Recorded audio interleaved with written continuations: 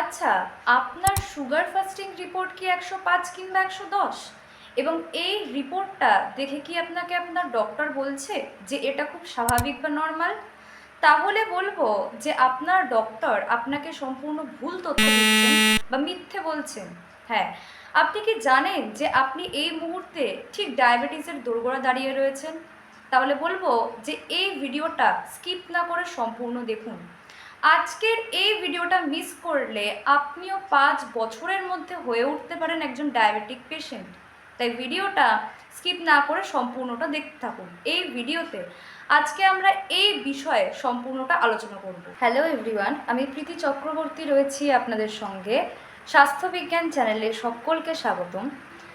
আজ আমরা কথা বলবো যে প্রি ডায়াবেটিক অবস্থাটা কী এবং কেন ৮০% লোক জানেন না যে তাদের এই রোগটা হয়েছে এবং কিভাবে আপনারা এই রোগ থেকে মুক্তি পাবেন বা সুস্থ হবেন সেই বিষয়ে আলোচনা করব। ভিডিওটা শেষ অবধি দেখবেন, কারণ কি ভিডিওর শেষে আমরা একটা ফ্রি ডায়েট চার্ট নিয়ে আলোচনা করব। তাই ভিডিওটা সম্পূর্ণ দেখুন। আশা করছি এই ভিডিও থেকে আপনারা প্রত্যেকে উপকৃত হবে। এবার আমরা বলবো যে প্রি ডায়াবেটিক অবস্থাটা আসলে কী। এটা আমি খুব সহজ ভাষায় আপনাদের সামনে তুলে ধরার চেষ্টা করছি। দেখুন, প্রি ডায়াবেটিক অবস্থা মানে হচ্ছে আপনার শরীর জানান দিচ্ছে বা চিৎকার করে বলছে যে সে আর রক্তের গ্লুকোজকে কন্ট্রোলে রাখতে পারছে না। এবার প্রশ্ন হচ্ছে যে আপনি কী করে বুঝবেন যে আপনি প্রি ডায়াবেটিকে আক্রান্ত বা আপনি আস্তে আস্তে ডায়াবেটিসের দিকে এগোচ্ছেন। সেক্ষেত্রে আমি 3টে বিষয় বলবো বা 3টে মান বলবো।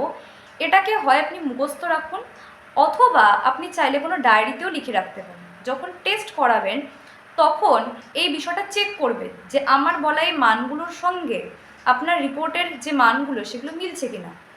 তো প্রথমে যার কথা বলবো সেটা হচ্ছে যে যখন আপনি সুগার ফাস্টিং টেস্ট করাচ্ছেন, সেই সুগার ফাস্টিং টেস্টে যদি আপনার রিপোর্ট আসে ১০০ থেকে ১২৫, তাহলে আপনি বুঝবেন যে আপনি প্রি ডায়াবেটিকে আক্রান্ত।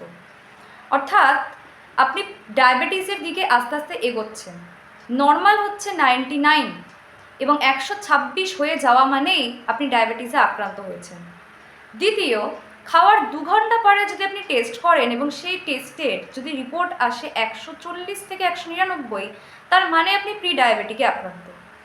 ২০০ হয়ে যাওয়া মানেই সেটা ডায়াবেটিস। আর তৃতীয়, HbA1c এই টেস্টটা করানোর পর যদি দেখেন যে সেখানে রিপোর্ট এসছে 5.7 থেকে 6.4, তাহলে বুঝবেন যে আপনি প্রি ডায়াবেটিসে আক্রান্ত।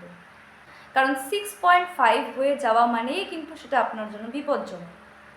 জানেন যে এই যে আপনার সুগারের টেস্টের রিপোর্ট ১০৫ এসছে, এর মানে কি? এর মানে হচ্ছে সুগারের এই যে ১২৬-এর মানের থেকে আপনি ঠিক ২১ কদম দূরে রয়েছেন। আর জানেন আমাদের ভারতবর্ষে ১৪ কোটি মানুষ আক্রান্ত হচ্ছে এই ডায়াবেটিসে। মাথাপিছু ১০ জনের মধ্যে প্রতি ১ জন এই ডায়াবেটিস আক্রান্ত হতে পারে, সেটা আপনিও। তাই এই যে মানগুলো আমি বললাম এগুলো মনে রাখুন, এবং যদি এই মানগুলো আপনার টেস্ট করার রিপোর্টে আসে তাহলে অবশ্যই একজন ভালো ডক্টরের সঙ্গে কনসাল্ট করুন। এবার ৩টে কারণ বা লক্ষণ নিয়ে আলোচনা করব, যেগুলো কিন্তু 90% মানুষই অবহেলা করে। কি কি? ১, পেটে চর্বি জমা অথচ হাত পা রোগা। অর্থাৎ দেখা যাচ্ছে যে আপনার পেটে দিন দিন মেদ বাড়ছে, কিন্তু এদিকে আপনার মুখের চোয়াল ভাঙা বা চোখ মুখ বসে যাচ্ছে বা গলার হাড় বেরিয়ে আসছে, অর্থাৎ আপনি রোগা হয়ে যাচ্ছেন। এক্ষেত্রে বলি যে আমাদের এই যে পেটের চর্বি, এই চর্বি কিন্তু আমাদের বডির ইনসুলিনকে আমাদের শরীরে কাজ করা থেকে বাধা দেয়, যার ফলে আমাদের বডিতে গ্লুকোজের মাত্রা কিন্তু দিন দিন বাড়তে থাকে। ২ নম্বর পয়েন্ট কি? ২ নম্বর পয়েন্ট হলো খাওয়ার পরে প্রচণ্ড পরিমাণে ক্লান্তি বোধ বা ঘুম পাওয়া। অর্থাৎ দেখা যাচ্ছে যে আপনি খেয়েছেন এবং খাওয়ার পর আপনি অফিস যাচ্ছেন এবং আপনার প্রচণ্ড পরিমাণে ঘুম পাচ্ছে। কেন এটা হয়? এক্ষেত্রে দেখা যায় যে আমাদের শরীরের যে গ্লুকোজ লেভেল সেটা হঠাৎই বেড়ে যায় এবং হঠাৎই কমে যাচ্ছে, যার জন্যে আমাদের যে ব্রেন সে কী করছে, আমাদের বডিকে একটা সিগন্যাল দেয় ঘুমানোর জন্য, তাই আমাদের ঘুম পায়। তৃতীয় নাম্বার পয়েন্ট কি, যেটা খুব বেশি মানুষের মধ্যে দেখা যায় সেটা হচ্ছে বারবার প্রস্রাব পাওয়া, বিশেষ করে রাতের দিকে। এক্ষেত্রে বলি যে আমাদের কিডনি কিন্তু চেষ্টা করে আমাদের বডির থেকে গ্লুকোজকে বের করে দেওয়ার জন্য, তার জন্য আমাদের বারবার করে প্রস্রাব পাচ্ছে এবং সেই জন্য আমাদের শরীরে একটা জলের ঘাটতি দেখা যায় এবং আমাদের প্রচণ্ড পরিমাণে জল পিপাসা হয়। আর 4 নাম্বার একটা বোনাস পয়েন্ট, যেটা কিন্তু কেউ বলে না বা মানুষের মধ্যে হলেও এটা মানুষ অবহেলা করে বা এড়িয়ে যায় খুব স্বাভাবিক বলে, কিন্তু সেই বিষয়টা বলি, সেটা হলো ঘাড় এবং বগলে কালো কালো ছোপ বা দাগ। এক্ষেত্রে বলে রাখি যে এটা কিন্তু ইনসুলিন রেজিস্ট্যান্স বা ইনসুলিন আপনার দেহে কাজ করতে পারছে না, এর একটা পাকা প্রমাণ।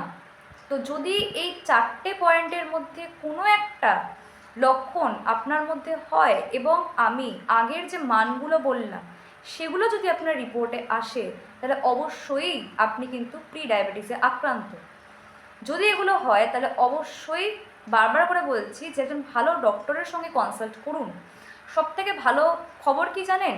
ভালো খবর হলো এই প্রি ডায়াবেটিক অবস্থাতে থাকাকালীন কিন্তু এটাকে কন্ট্রোলে রাখতে পারলে বা ওষুধের দ্বারা বা একজন ভালো ডাক্তারের পরামর্শ দ্বারা কিন্তু একে অনেকটাই কাটিয়ে ফেলা সম্ভব। অর্থাৎ আমরা চাইলেই কিন্তু ডায়াবেটিসের হাত থেকে মুক্তি পেতে পারি। এবার বলবো যে এই প্রি ডায়াবেটিক অবস্থা থেকে আপনি কি করে মুক্তি পাবেন, সেই বিষয়ে আমি 3টে পয়েন্টের বা 3টে উপায়ের কথা বলবো।